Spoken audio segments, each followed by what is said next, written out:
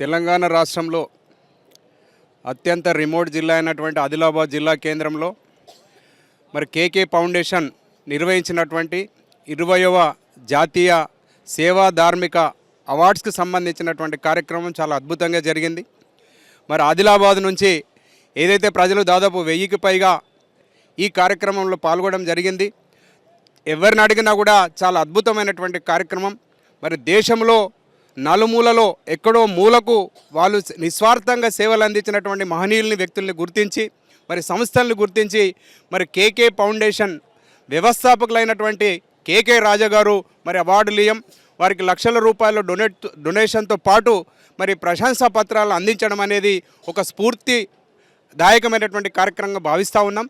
మరి ఖచ్చితంగా భవిష్యత్తులో మరి నిస్వార్థంగా సేవ చేయాలనేటటువంటి ఒక అవకాశం మరి ఈ వేదిక కల్పిస్తుందని చెప్పేసి తెలియజేస్తూ ఉన్నాం.